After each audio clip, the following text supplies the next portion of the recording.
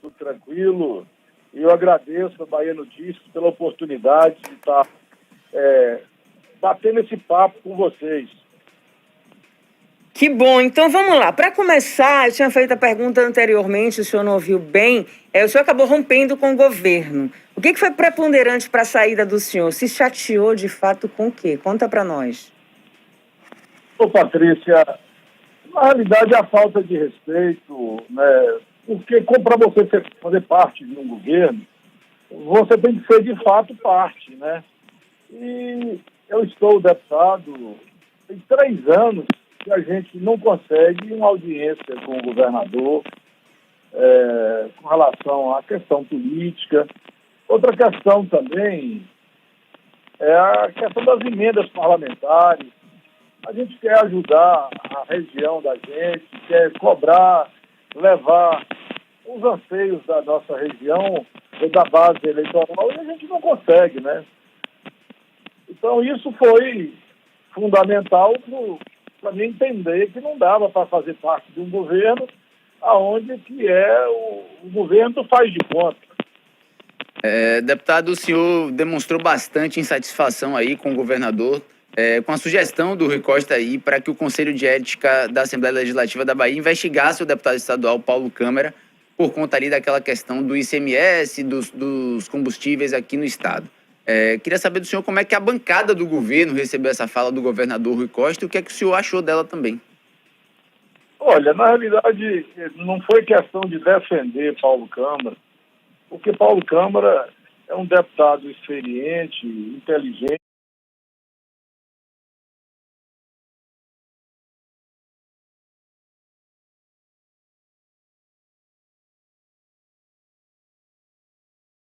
maduro o suficiente.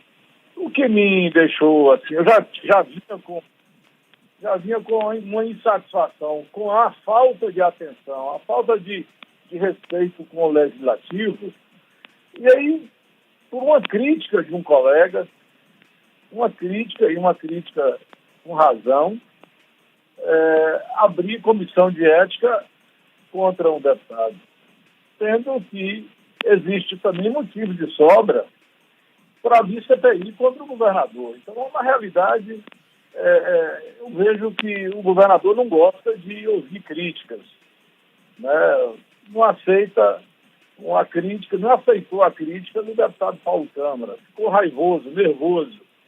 E aí eu falei, olha, o governador tem 3 anos que não paga as emendas impositivas, que é lei, o governo não está acima da lei, e tem a questão dos respiradores, que a população cobra, como um governo paga adiantado, comprou respiradores, pagou adiantado, e dessa compra, nunca entregou respirador à população. E a propaganda, quando fala que a crítica de Paulo Câmara é fake news, aí eu pergunto, também será fake news a propaganda do governo que mais fala é que o governo da Bahia investe em vacina. Investiu o que em vacina?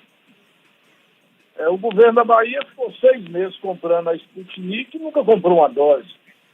Aí depois vem dizer, porque a Anvisa, e por que não comprou, então, vacinas que foram liberadas pela Anvisa? Foram os questionamentos que eu fiz. Aí o governo, como não aceita crítica, me ligou alguém da Serim me dizendo que desse jeito ia tirar os cargos do deputado. Aí eu falei, eu não vou me amordaçar, eu não vou me encalar por causa de meia dúzia de cargos. Pode tirar os cargos, não justifica eu querer fazer um trabalho defendendo a minha base eleitoral e eu não poder falar o que penso, não poder falar o que é verdade, por causa de meia dúzia de empregos. Então, eu preferi perder esse emprego e continuar falando verdade. Deputado, muitos parlamentares revelaram aí, depois da chegada do Caetano na Secretaria de Relações Institucionais, uma melhora no diálogo com os deputados. De fato, teve essa melhora? O senhor acredita que existiu essa melhora? O ex-deputado, o ex-prefeito de Calhaço, ex-prefeito Caetano, Ele é uma pessoa muito agradável, muito educada, realmente recebe bem, né? Mas tem coisas que a gente precisa de um atendimento, de uma audiência do governo, né? Eu, por exemplo, estive com o Caetano, muito educado, atendeu bem, mas o governador, ele é centralizador, não tiro os méritos dele nesse ponto, eu acho que é ser virtude. Ele é centralizador e Caetano não tem poder de decisão. E a gente tem algumas coisas que quer sentar, afinal de contas, é um deputado que quer sentar com o governador para resolver algumas coisas, a gente não consegue. Muitos colegas da base, quer dizer, ex-colegas, são colegas deputados, mas não mais da base. Muitos deputados falavam, ó, eu queria ter a coragem de falar o que você falou, porque mas não posso falar. Então, existe muitos deputados que queriam falar, reclamar, questionar a questão do atendimento do governo e a questão das emendas. Entendi. Deputado, quando o senhor fala que este é um governo do faz de conta, o que é que o senhor quer dizer com isso?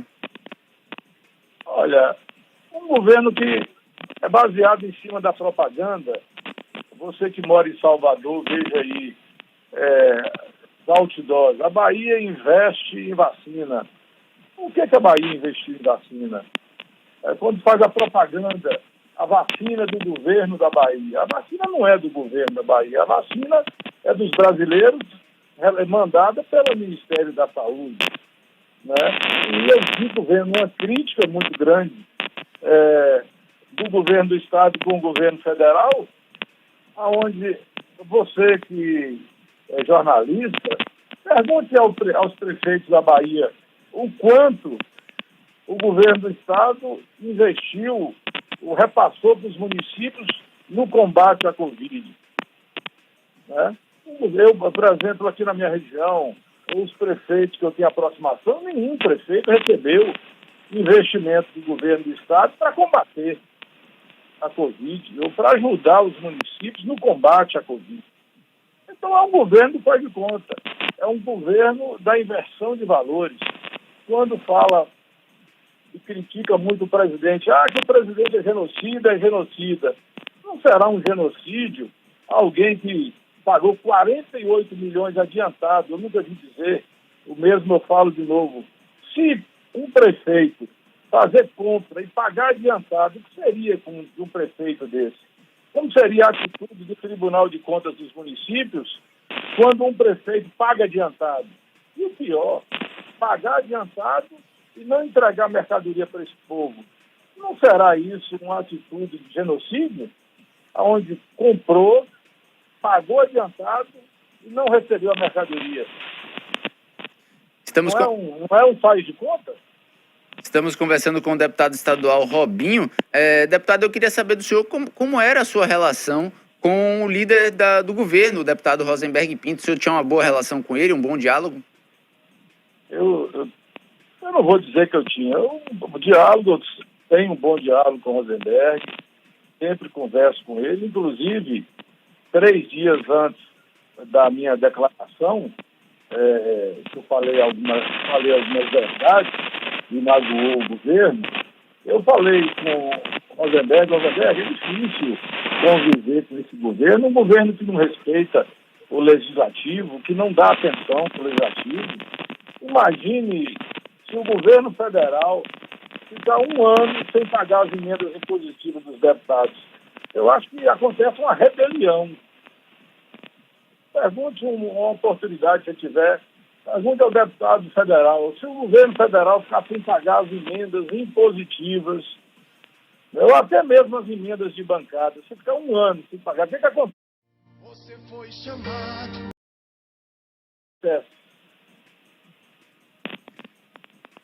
Deputado, eu também queria saber do senhor com relação a uma possível debandada de parlamentares do PP do governo. Existe esse movimento? O senhor já conversa com outros deputados? Existe essa movimentação da saída de deputados do PP da base do governo? Olha, eu não vou falar pelos outros colegas. Eu sei que tem muita gente insatisfeita com o governo. Só para você ter uma ideia, eu vinha tentando audiência com o governador, inclusive teve uma audiência marcada com o governador, a 2 horas da audiência ele desmarcou e eu fiquei aí com 6 prefeitos, a maioria dos meus prefeitos, eles são distantes da capital, distantes de Salvador. E aí eu olhei para a cara dos prefeitos, assim, me deu uma tristeza, eu falei comigo mesmo, onde é que eu vou esconder minha vergonha? Assim? Onde eu vou esconder minha fragilidade? Eu tentei esconder minha fragilidade e não achei um lugar. Eu falei, a melhor forma de esconder minha fragilidade com o governo é ser verdadeiro. Eu começar também não querer enganar a mim mesmo. E aí foi onde eu tive, eu falei, eu tenho que sair desse governo. Então o governo não me quer, o governo o governo que faz isso, a 2 horas do horário da audiência, ele desmarca a audiência, né? E o mais engraçado, o mais interessante é que faz o quê? Uns 10 dias, mais ou menos isso, uns 8 a 10 dias, e já mais de 5 prefeitos meus, 5 prefeitos que eu tenho amizade, que eu tenho um relacionamento político, foram atendidos e com os pedidos de forma generosa aceitos. Né? Os prefeitos receberam obras em valores generosos. Eu fiquei satisfeito, sabe por quê? Porque eu estava atrapalhando meus prefeitos, eu estava atrapalhando os municípios. Quando eu saí do governo, o governo passou a ser generoso com os municípios, da qual eu tenho relacionamento. Eu não sei se eu vou conseguir manter o relacionamento com esses municípios.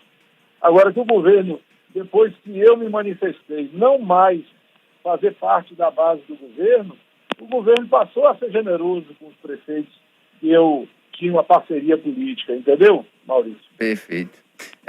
Deputado, eu queria também saber da relação do senhor, como é que ficou a relação do senhor com o presidente do PP, o vice-governador João Leão, e também existe a possibilidade do senhor sair do PP?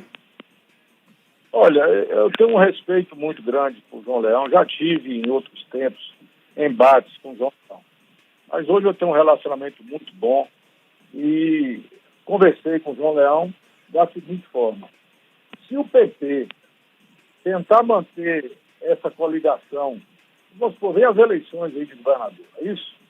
Se o PP fazer parte da coligação do PP, eu não fico no partido. Eu já falei isso com o João Leão. Se o Partido Progressista coligar na eleição de governo com o PT, com o Partido dos Trabalhadores, eu não fico no Partido Progressista. Eu vou procurar um outro caminho onde eu me identifico melhor. Perfeito. Nós conversamos com o deputado estadual Robinho. Deputado, muito obrigada pela entrevista, por conversar aqui com a gente. Apesar de início a gente ter um probleminha aqui com a conexão, mas deu tudo certo no final. Muito obrigado, um excelente trabalho para o senhor. Boa sorte. Muito obrigado pela oportunidade, pelo espaço, e que Deus possa iluminar todos nós no nosso dia a dia. Um abraço a todos e fiquem com Deus. Amém. Muito obrigada. Obrigado, deputado. Minuto LD. Bahia Notícias. No ar. 12h48, segundo para Celso, minha gente. Vamos para o intervalo comercial.